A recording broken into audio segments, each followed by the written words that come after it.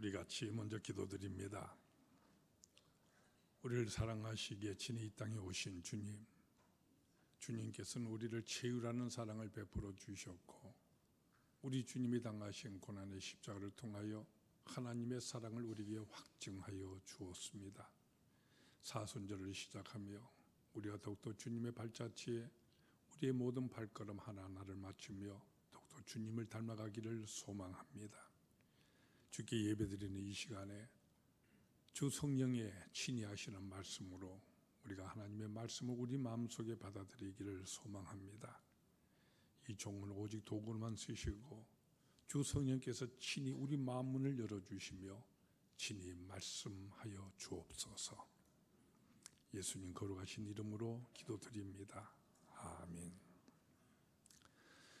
지난 수요일부터 사순절이 시작되었습니다. 특별히 이 사순절 기간을 통하여 우리는 우리 주님의 고난과 십자가를 향해 가시는 우리 주님의 발자취를 우리는 하나하나 생각해 보게 됩니다. 또 그렇게 하는 것이 바로 이 사순절이라는 절기인 것이지요. 오늘 우리가 같이 읽으신 이 본문의 말씀은 바로 이 고난을 바로 앞에 목전에 둔 우리 주님의 그 모습에 대해서 사도 요한이 우리 증거제해 주고 있는 이와 같은 장면의 말씀입니다. 예수님께서는 십자가를 지시기 전에 사랑하는 제자들 모두 앞에 불러서 그들과 함께 마지막 유월절 만찬을 베푸십니다. 이 자리에서 우리 주님께서는 이제 십자가에서 당신 자신이 온 인류의 죄를 위해서 십자가에 못 박혀 대속물로 죽게 될 것임과 이 모든 사실에 대해서 제자들에게 말씀하여 주십니다. 십자가의 죽음을 바로 목전에 두신 임종과도 같은 이와 같은 순간인 것이지요. 사실 사람이 임종하는 자리는 숙연한 자리이지 않습니까? 또한 유언을 말하는 것 같은 순간에 듣는 사람은 숨 하나 제대로 크게 내쉬지 아니하시고 한마디도 빠짐없이 듣게 되어지는 참으로 엄숙하고도 진지한 이와 같은 순간인 것입니다. 이제 예수님께서는 십자가에 대해서 예고의 말씀을 하시는데 제자들 앞에서 설교를 주님께서는 하십니다. 마치 유언과도 같은 이와 같은 말씀을 하시는 것입니다. 그런데 이와 같은 엄숙한 순간, 장엄한 순간, 비장한 순간인데 여기 나타나고 있는 제자들의 모습은 여간 유감스러운 이와 같은 모습이 아닙니다. 정신을 못 차리고 있는 그 같은 모습들을 우리에게 보여주고 있는 것이죠.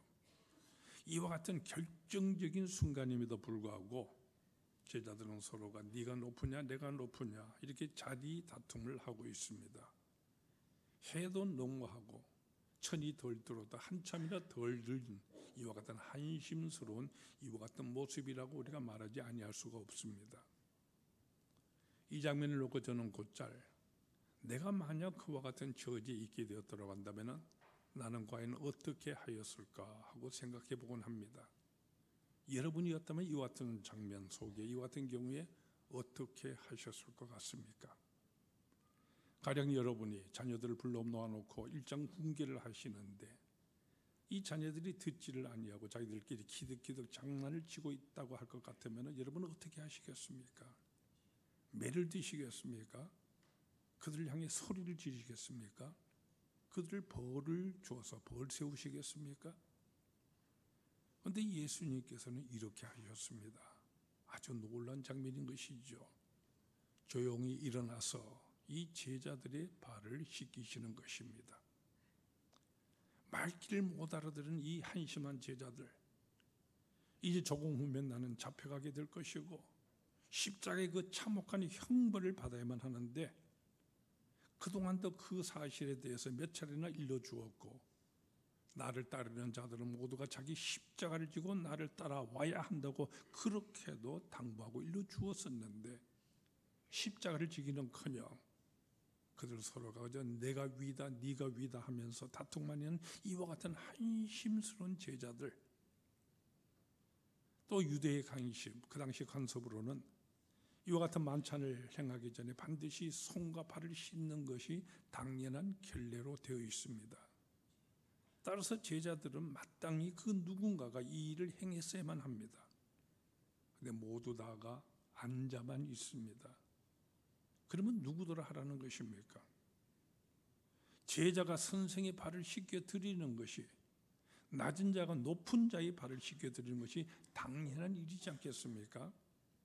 근데 아무도 발을 씻길 생각조차도 아니하고 있습니다.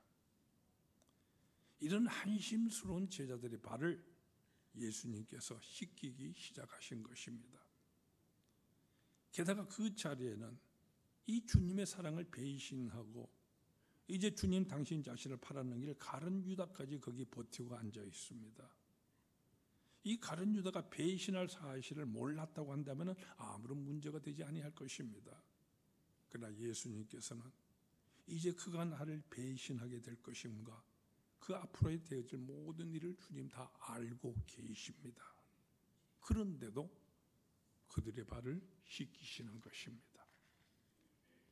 이때의 장면에 대해서 초대 교부인 크리소스톰이라는 사람은 예수님께서는 바로 그 가룟 유다의 발부터 제일 먼저 씻기기 시작하셨다, 이렇게 전해주고 있습니다. 이렇게 제자들이 발을 씻기시는 예수님의 이 모습을 사도 바울은 뒤늦게 이렇게 오늘 본문에서 묘사하고 있습니다. 자기의 사람들을 사랑하시되 끝까지 사랑하시니라. 여기서 말씀하시는 끝까지 사랑하시다는 이 말의 의미는 십자가를 지시기까지 사랑하였다는 이 같은 의미의 말씀입니다.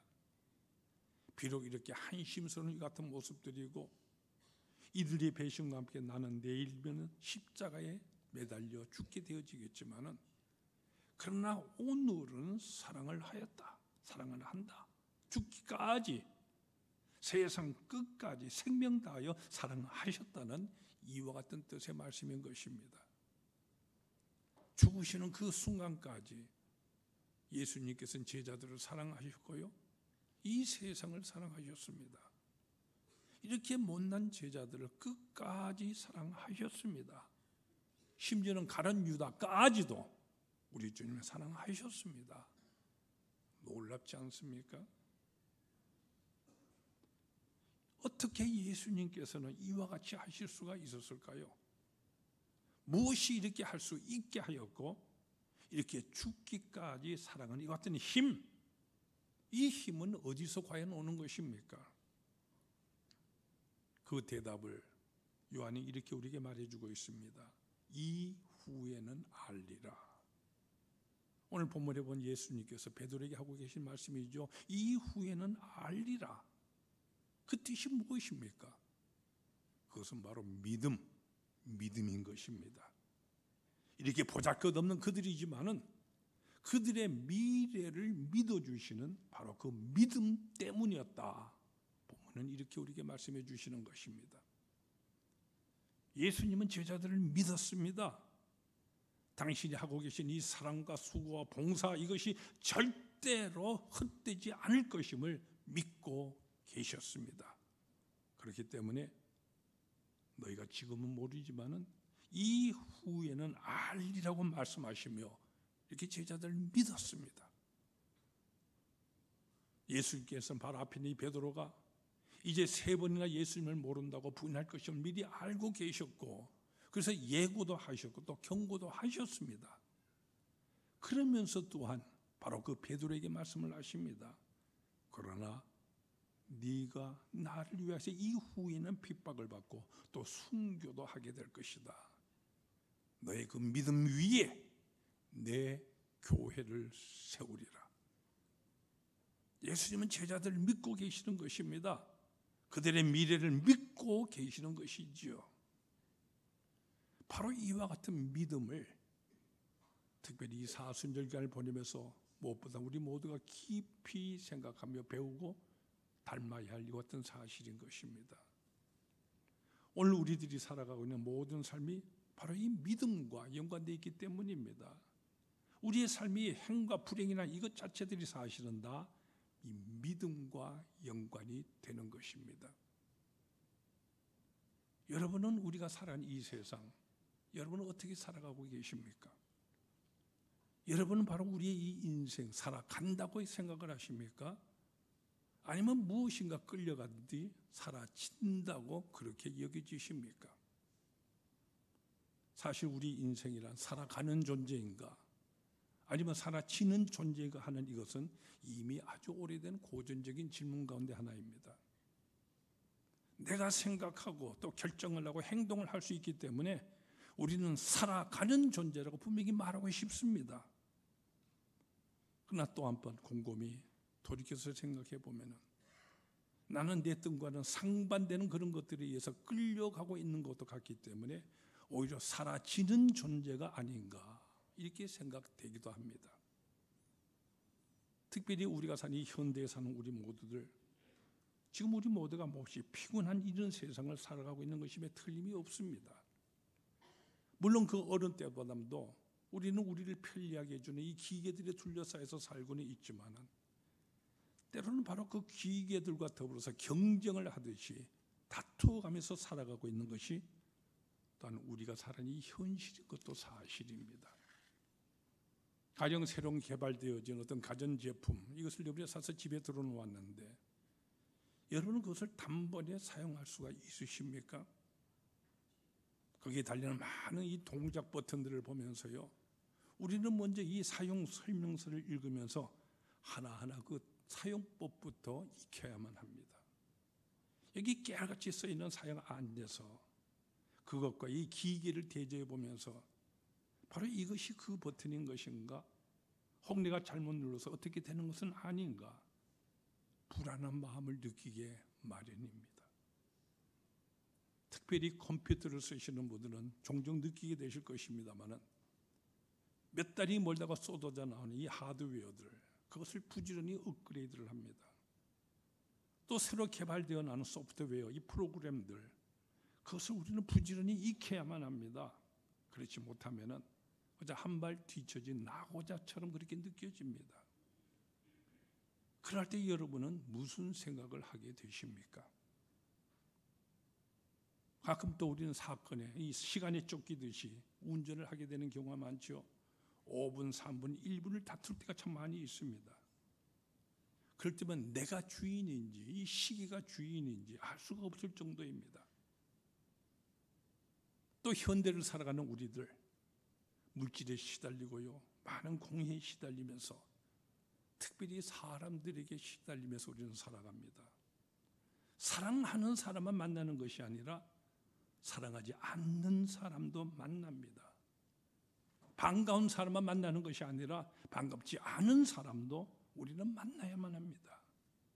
그뿐 아니지요. 하고 싶은 일만 하는 것이 아니라 하고 싶지 아니하는 그 같은 일도 해야만 하는 그와 같은 세대에 우리는 살고 있습니다. 그래서 몸도 물론 피곤하지만은 사실은 마음이 더 피곤합니다. 그러노라니 살아가는 것이 아니라 사라지는 것으로만 느껴지는 것이 바로 우리의 오늘의 현실이라고 말하지 않을 수가 없습니다. 그런데 여러분, 바로 여기에서 여러분 곰곰이 한번 생각해 보세요.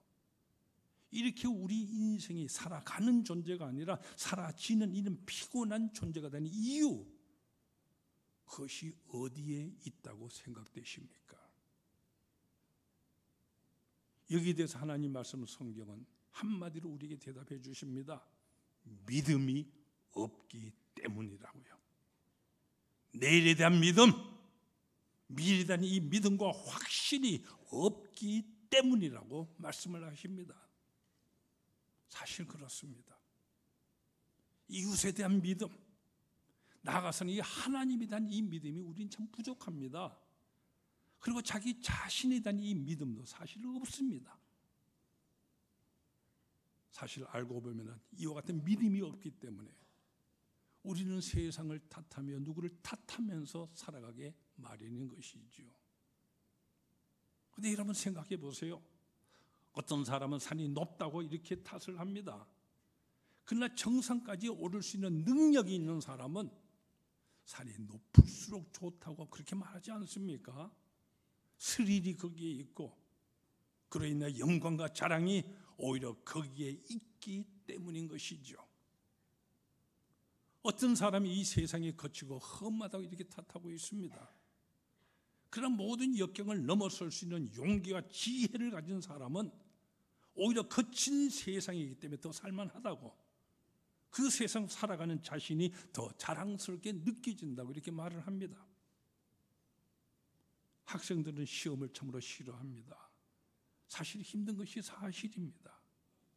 그렇지만 공부를 잘하면서요, 준비를 철저히 갖춘 학생에 있어서는 시험이 어려울수록 좋습니다. 그렇지 않습니까? 이제 이렇게 생각하고 보면은 누구를 탓하겠습니까? 세상이 험한 것이 아니라 사실은 내가 약합니다. 세대가 잘못된 것이 아니라 내 자신이 너무나도 부족한 것입니다. 내일에 대한 이 믿음이 없기 때문에 이렇게 나약할 수밖에 없는 것입니다. 여러분, 농부를 보세요. 농부는 봄에 땅을 갈고 씨를 뿌립니다. 그 긴 여름 기간 동안에 떼학볕 아래에서도요, 긴 메기와 물가랑에 물대기에 구슬땀을 흘립니다. 어떻게 이와 같이 긴 그 시간들을 땀 흘리면서 일할 수가 있는 것입니까? 바로 가을에 있을 수확에 대한 확고한 믿음이 있기 때문인 것이지요. 그러고 보면은 우리 현대를 살아가는 우리들 너무나도 근시안적이고 소화병적입니다. 가을을 기다리는 이 인내가 부족합니다. 가을까지 기다릴 수가 없다는 것이죠. 이 초조와 불안과 이 불신 때문에 한 시간이 바쁩니다. 너무나도 즉각적으로 만사가 이루어지기만을 바랍니다. 응답을 기다리는 것이 아니라 순간적인 반사를 기다립니다. 당장 그 자리에서 무엇인가 되게지기만을 바라고 있습니다. 그런데 이렇게 기다림이 없는 그 이유가 무엇 때문이라고 생각되십니까? 바로 결과에 대한 이 믿음이 부족하기 때문인 것이죠. 우리는 올림픽이나 또는 여러 가지 육상 경기에서 금메달을 따고는 기뻐하면서 또한 눈물을 뿌리고 있는 선수들의 모습을 많이 보게 됩니다. 그리고 그때 그들은 모두가 이렇게 말한 것을 들을 수가 있지 않습니까? 바로 그 불과 몇 분간의 경기를 위해서 그들은 10년 내지 그 이상의 그 긴 기간을 자기와의 끊임없는 싸움을 계속하여 왔다는 것입니다. 얼마나 긴 기다림이었습니까? 그동안 실패와 좌절이 얼마나 많이 계속하여 왔었겠습니까? 그러나 여러분, 참된 믿음은 이 모든 것을 넉넉히 감당할 수 있게 해주는 것입니다. 그렇기 때문에 믿음이 제일 귀한 것입니다.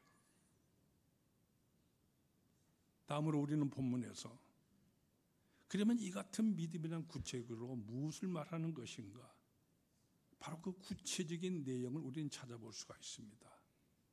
그것은 이 같은 믿음을 가진 자가 이 세상에 대해서 가지는 바로 자세를 말하는 것입니다. 여러분은 우리가 사는 이 세상을 어떻게 보십니까?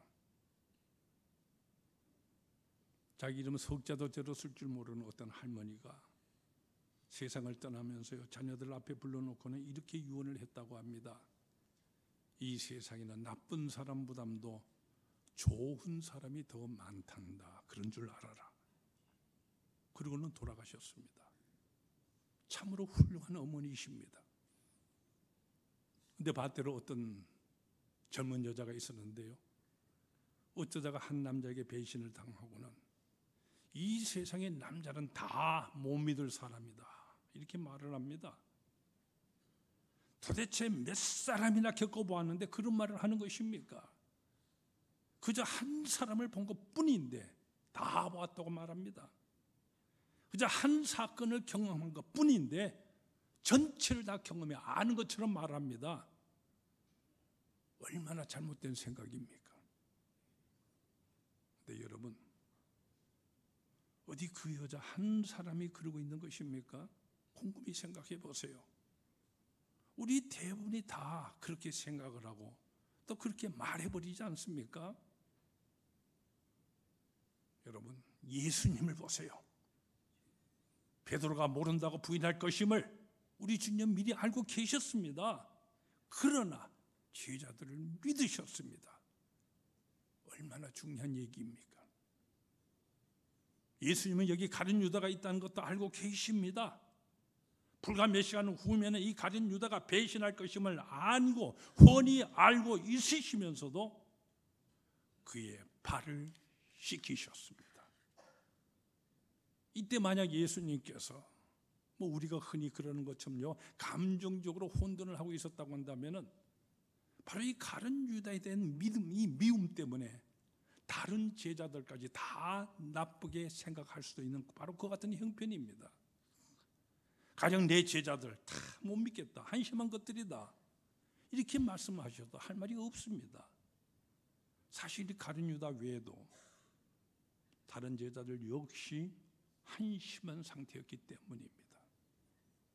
그들이 결정적인 이 순간에 있어서도요, 네가 크냐 내가 크냐면서 서로가 시기와 질투와 욕심으로 정신이 없었습니다. 자기들의 자리 다툼으로 인하여서 선생이신 예수님의 발을 씻어드릴 수 있는 여유조차도 없은 사람입니다.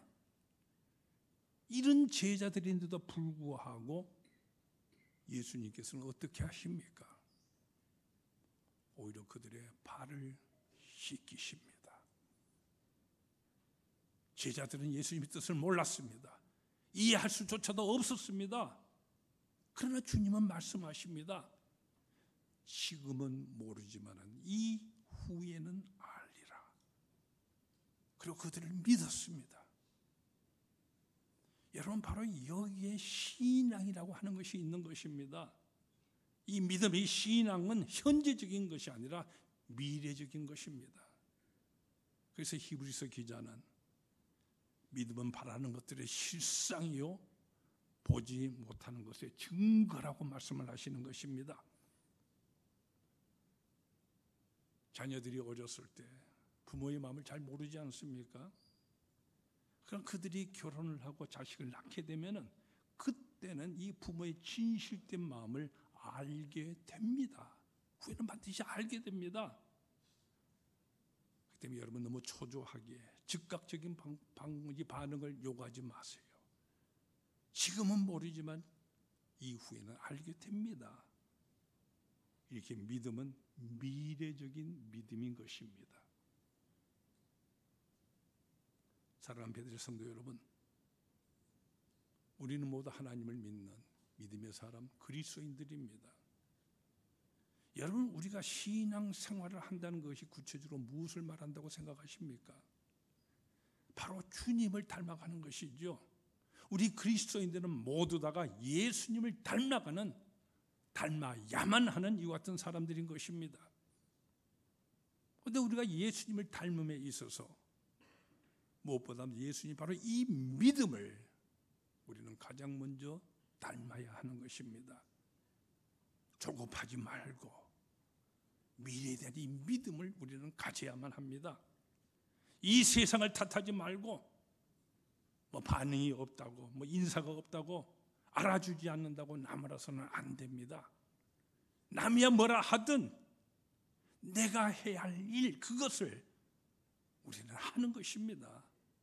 다른 사람 볼 거 없습니다. 내 일 내가 하는 것입니다. 그것을 내가 하면은 그것으로 족한 것입니다. 우리가 지금 처해 있는 오늘의 현실, 여러분 이 나라 이 민족의 오늘의 현주소 여러분 한번 살펴보세요. 여러분의 눈에는 무엇이 보이고 있습니까? 금년은 특별히 우리 조국이 해방된 지, 그리고 우리 대한민국이 수립된 지 70년이 된 해입니다. 그런데 여전히 어떻습니까? 무엇들이 여러분 눈에는 보이십니까? 그런데 여러분, 바로 이와 같은 때에 우리는 이 땅에 태어났고요, 하나님을 믿는 크리스찬으로 우리는 불림을 받았습니다.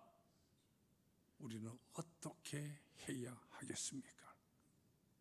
이런 때 바로 오늘 이 현실을 보면서 여러분은 어떻게, 바로 우리는 어떻게 해야 하겠습니까? 그러면 우리 교회 표어가 그리스도인 복음으로 사는 사람입니다. 여러분, 예수님을 보세요. 예수님은 하나님께 온전히 다 위탁하시고요, 우리 주님이 해야 할 그 일들을 하셨습니다. 농부가 부지런히 씨를 씹고요, 가꾸듯이 열심히 하셨습니다.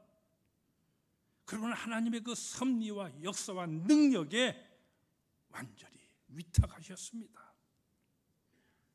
하나의 미랄이 땅에 떨어져서 썩을 때에 10배, 20배, 100배의 열매를 거두게 됨을 완전히 믿고 계셨습니다. 그러기에 조급해하지 않고 묵묵히 기다리시며 말이 없으십니다. 썩어지는 미랄은 이렇게 말이 없는 법입니다. 근데 요즘 미랄이라고 자처하는 사람들 참으로 말이 많습니다. 썩어지지는 아니하고 썩어질 것이라고 소리만 질러대죠. 잘못된 것입니다. 우리 모두가 말없이 썩어지는 미랄이 될 때 하나님의 은혜 가운데 싹이 나고 꽃이 피고 언젠가 반드시 열매가 맺어질 것입니다. 우리 크리스찬은 바로 이것을 믿는 것입니다. 이제 여기서 우리가 물어야 할 가장 중요한 질문이 오늘 본문에 또한 등장합니다. 그러면 우리가 어떻게 이와 같은 믿음을 가질 수가 있겠는가 하는 문제입니다. 여기서 오늘 본문이 우리에게 말씀해 주시는 가장 중요한 핵심을 우리는 발견해야만 됩니다. 우리 주님께서 보여주신 이 믿음은 어떠한 믿음인 것입니까?